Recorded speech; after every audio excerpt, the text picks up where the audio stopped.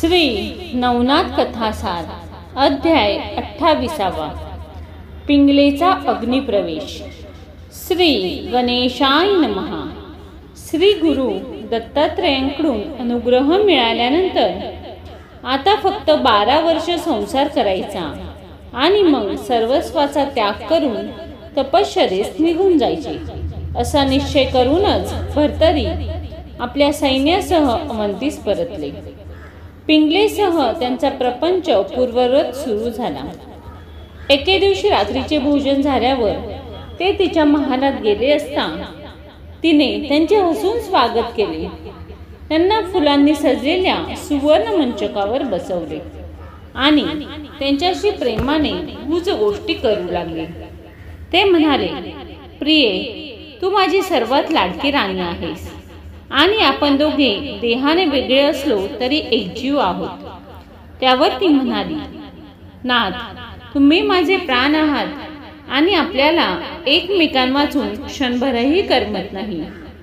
यावरून परमेश्वराने आपल्याला एकमेकांसाठी जन्माला घातले आहे हे लक्षात येते.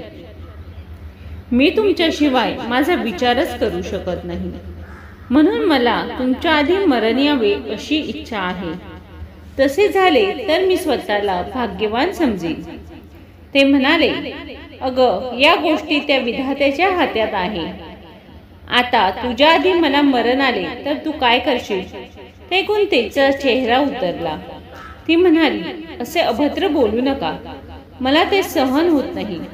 तथापि दुर्दैवाने तुमचे म्हणणे खरे ठरले तर तुमच्यासह मीही सहगमन करेन. त्यावर ते हसून म्हणाले, पुरे झाल्या तुझ्या गमजा. या जगात स्वतःच्या प्राणाहून प्रिय अशी कोणतीही गोष्ट नाही. अर्थात मला संतोष वाटावा म्हणूनच तू असे बोलत आहेस, पण प्रत्यक्ष वेळ आल्यावर हे तुझे बोलणे जिथले तिथे राहील. ते ऐकून तिच्या डोळ्यात पाणी तरळले. ती म्हणाली, नाथ, मी काया वाचा मनाने तुमचीच आहे हे अगदी निक्षून सांगत आहे. त्यावर व्यर्थ वहबो कशाला? माझ्या मनात तुमच्याबद्दल ज्या भावना आहेत त्या फक्त परमेश्वरालाच ठाऊक आहेत, म्हणून माझी परीक्षा घेऊ नका. या देहाला मी कधीही वैधव्याचा विटाळ होऊ देणार नाही. यावर ते काहीच बोलले नाही. पुढे काहीतरी युक्ती करून हिची परीक्षा पाहू असा विचार करून ते स्वस्थ बसले. एके दिवशी भर्तरी शिकारीला अरण्यात गेले असताना त्यांना अचानक पिंगलेचे बोलणे आठवले आणि तिच्या बोलण्यात काहीतरी तथ्य आहे हे अजमावून पाहावे असा विचार करून त्यांनी एक हरीण मारले. आपली वस्त्रभूषणे तिच्या रक्तात भिजवली. ती गुपचूप एका विश्वासू नोकराकडे दिली आणि म्हणाले, तू त्वरेने अवंतीत जा आणि या वस्तू पिंगलेला दाखवून अरण्यात शिकार करत असताना एका वाघाने झडप घालून युवराजांचे प्राण घेतले असे सांग. हे काम अतिशय गुप्तपणे झाले पाहिजे. त्यानंतर दुसरी वस्त्राभूषणे घालून ते एका झाडाखाली विश्रांती घेत बसले. भर्तरीच्या आज्ञेनुसार तो सेवक त्वरित अवंतीस गेला. तेथे पिंगलेची भेट घेऊन युवराजांनी रत्नाची माखलेली वस्त्रभूषणे तिच्या समोर ठेवून रडत रडत म्हणाला, राणी सरकार, क्षमा असावी. मी एक दुःखद बातमी घेऊन आलो आहे. आता आपले युवराज या जगात नाही. अरण्यात मृगया करत असताना एका वाघाने हल्ला करून त्यांचा घात केला. त्यांच्या पार्थिवावर अग्निसंस्कार करून बरोबरीचे सैनिक एवढ्यात परत येतीलच. तेव्हा सेवकाच्या मुखातून पतिनिधनाचे वृत्त समजताच पिंगलेला मोठा धक्का बसला. ती क्षणार्धात मूर्छित पडली. भानावर येताच तिच्या आकांताला पारावर राहिला नाही. ती धाय मोकलून रडू लागली. भर्तरीच्या आठवणी काढून डोके आपटून आक्रोश करू लागली. ती वार्ता वाऱ्यासारखी राजवाड्यात पसरली. भर्तरींच्या इतर स्त्रियाही रुद्ध करून रडू लागल्या. संपूर्ण नगरावर एकच शोककळा पसरली. प्रजाजनही रडू लागली. पिंगलेचे दुःख इतरांपेक्षा जास्त होते, कारण तीच भर्तरींची सर्वात जास्त लाडकी होती. तिचा शोक पाहून भल्या भल्यांचे अंतःकरण पिळवटून जात होते. शेवटी तिने स्वतःला सावरले आणि सहगमनाचा निर्धार करून सेवकांना चिता रचण्यास सांगितली। तेव्हा दासींनी, अन्य राजस्त्रियांनी, सख्यांनी आणि आप्तांनी तिला परावृत्त करण्याचा खूप प्रयत्न केला, पण ती आपल्या निर्धारापासून जराही ढळली नाही।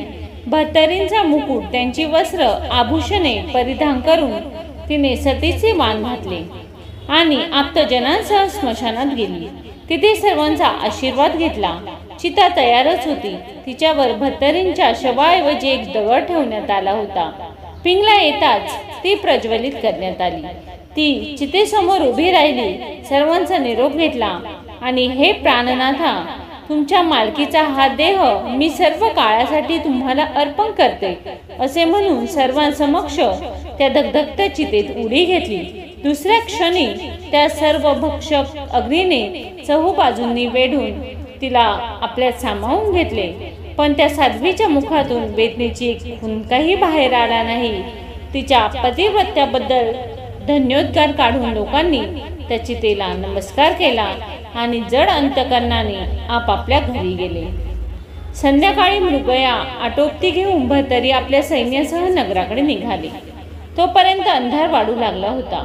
मशालींच्या उजेडात मार्गक्रमण करत असताना त्यांच्या मनात सारखे पिंगलेचेच विचार येत होते। आपल्या मृत्यूच्या वार्त्याने तिची काय अवस्था झाली असेल, त्या वेडीने जीवाचे काही बरे वाईट करून घेतले नसेल, अशा अनेक शंका कुशंकांनी त्यांचे मन बेचैन झाले होते। हृदय धडधडत होते आणि कपाळावर धर्मबिंदू साठले होते। बायकांची जात मुळातच भावना प्रधान असते, त्यामुळे अशी जीवघेणी थट्टा पण करायलाच नको होती। बरे, तो सेवकही परत आला नाही आणि नगरातील वृत्त जाणून घेण्यासाठी आपण दुसरा माणूसही पाठवला नाही। आता तेथे काय झाले असेल कोणास ठाऊक। देव करो आणि भलते सरते काही ऐकू नये, अशा विचारांच्या तंद्रीतच ते पुढे जात होते। त्यावेळी कधी एकदा पिंगलेला पाहतो असे त्यांना झाले होते। इकडे तो सेवक पिंगलेला निरोप देऊन तिची अवस्था सांगण्यासाठी त्वरेने भर्तरींकडे निघाला होता, पण त्याची आणि युवराजांची चुकामुक होऊन तो रात्रभर अरण्यातच भटकत राहिला। तसेच त्यावेळी विक्रमही अवंतीत नव्हता। शुभ विक्रम राजा, सुमती, प्रधान आदी मंडळींसह सत्यवर्मा आजोबांना भेटण्यासाठी तो मिथिलेस गेला होता। त्यामुळे राजवाड्यात फक्त स्त्रियाच होत्या आणि पिंगलेच्या सहगमनाच्या हट्टापुढे कोणाचेच काही चालले नाही। ही सर्व मंडळी तेथे असती तर तिचा असा दुर्दैवी अंत झाला नसता। असो, विचारांच्या तंद्रीत हवालदिल झालेले भर्तरी नगरद्वारी आले। तेव्हा त्यांना जिवंत पाहून तेथील द्वाररक्षक आनंदाने आणि आश्चर्याने पाहतच राहिले। त्यांना मुद्रा करून ते म्हणाले, युवराज, आपण जिवंत आहात, धन्य धन्य। त्या प्रभूंचे आभार मानावे तेवढे थोडेच, पण हाय रे दुर्दैवा, आज मोठाच घोटाळा झाला। एक सेवक तुमचे रक्तात भिजलेले कपडे आणि अलंकार घेऊन आला। त्याने तुमच्या मृत्यूची अभद्र वार्ता सांगितली आणि सर्वांना शोक सागरात बुडवून तो निघूनही गेला। त्या धक्क्याने जगणे असह्य होऊन आपल्या सहधर्मचारिणी पिंगला सती गेल्या हो। आता त्या परत येणे शक्य नाही। त्यांना स्मशानात अखेरचा निरोप देऊन सर्व नगरजन प्रहरापूर्वीच आपापल्या घरी गेले आहेत। तर असे काय विपरीत घडले अन्नदाता? द्वारपालांच्या मुखातून ती भयंकर वार्ता समजतात भर्तरीच्या पायाखालची जमीनच सरकली। तो आघात त्यांना सहन झाला नाही। त्यांनी अश्वावरून उडी मारली आणि पिंगला पिंगला असा आक्रोश करत स्मशानाच्या दिशेने धावत निघाले। त्यांना आवरण्यासाठी सैनिकही मशालींसह त्यांच्या मागोमाग धावले। तेथे पिंगलेची चिता विझत आली होती। राखेच्या ढिगाऱ्यात लाल लाल निखारे दिसत होते। ते दृश्य पाहून भर्तरींचे हृदय गलबलले। तिच्या समवेत आपणही प्राणत्याग करावा म्हणून तेही चितेत उडी मारण्यासाठी धावले, पण सैनिकांनी मोठ्या कष्टाने त्यांना आवरले आणि त्यांनी स्वतःचे बरे वाईट करून घेऊ नये म्हणून चितेला वेढा घालून बसले। पिंगलेच्या आठवणीने भर्तरींच्या मनाचा बांध फुटला। डोळ्यातून अश्रू वाहू लागले। भूमीवर लोळण घेऊन त्यांनी मोठा चाकांत केला। ते वारंवार चितेकडे धाव घेऊ लागले। तिचे रूप, गुण, प्रेमळ स्वभाव, सेवावृत्ती आणि पतिव्रत्य आठवून काकुळतीने विलाप करू लागले आणि निराशेने निश्वास टाकत म्हणू लागले, पिंगले, तू मला एकट्याला रडत ठेवून कशी निघून गेलीस? तुला माझ्याशिवाय जराही करमत नव्हते. मग आजच अशी निष्ठुर का झालीस? माझा घात का केलास? तू माझी सर्वतोपरी सेवा केलीस, पण अखेर मीच तुझा शत्रू ठरलो. मी तुझ्याशी कपटाचरण केली, तुझी राग केली आणि स्वतःच्याच पायावर धोंडा मारून घेतला. आता मी काय करू? तुला कोठे शोधू? तुझ्या सहवासाला मी कायमच मुकलो. त्यावेळी त्यांचा आक्रोश पाहून उपस्थित सर्वच हुंदके देत होते. इकडे भरतरी जिवंत असल्याचे कळताच नगरजनांना मोठा दिलासा मिळाला. जो तो स्मशानभूमीकडे धावू लागला. राजस्त्रियाही आल्या. सर्वांनी त्यांची समजूत काढण्याचा खूप प्रयत्न केला, पण उपयोग झाला नाही. ती रात्र त्यांनी स्मशानात घालवली. दुसऱ्या दिवशी राग भरण्यासाठी आलेल्या लोकांना ते दूर हाकलू लागले. त्यांनी कोणालाही पिंगलेच्या अस्थींना हात लावू दिला नाही. तेव्हा हतबल झालेले लोक तसेच परतले. त्यानंतर त्यांनी अन्न पाणी टाकले आणि तिच्या नावाचा जप करत त्या चितेची राखण करत तेथेच बसून राहिले. पिंगलेच्या मृत्यूचे वृत्त कळताच मिथिलेतील लोकांनाही मोठा धक्का बसला. सुमती प्रधानास रडू आवरेना. विक्रमांनी तातडीने अवंती गाठली. तेथे भर्तरींना भेटून त्यांचे सांत्वन केले. त्यांना खूप समजावले, पण व्यर्थ. ते चितेपासून हटले नाही ते नाहीच. शेवटी 10 दिवसांनी विक्रमाने तिचे अर्धदैहिक केले. तिच्या प्रित्यर्थ नगरजनांना भोजन दिले, पण ते स्मशानातच बसून राहिले. पिंगले वाचून त्यांच्या जीवनाला अर्थच उरला नव्हता. दिवसामागून दिवस जात होते, पण त्यांच्या मनातील अपराधीपणाची भावना आणि तिची आठवण कधीच केली नाही. त्यांनी गवत पाला खाऊन स्मशानातच 12 वर्ष काढली. या सर्व क्लेशांमुळे त्यांचे शरीर क्षीण झाले. ही त्यांची दयनीय अवस्था पाहून सूर्याला अतिशय वाईट वाटले. पुत्र मोहाने व्यथित झालेल्या त्या पित्याने दत्तात्रेयांची भेट घेतली आणि म्हणाला, गुरुदेव, आपण सर्वज्ञ आहात. सद्यस्थितीत पत्नीच्या वियोगाने भर्तरींची काय दुरावस्था झाली आहे ती आपण पाहतच आहात. ते आपले शिष्य आहेत, म्हणून त्यांच्यावर कृपा करावी एवढीच प्रार्थना आहे.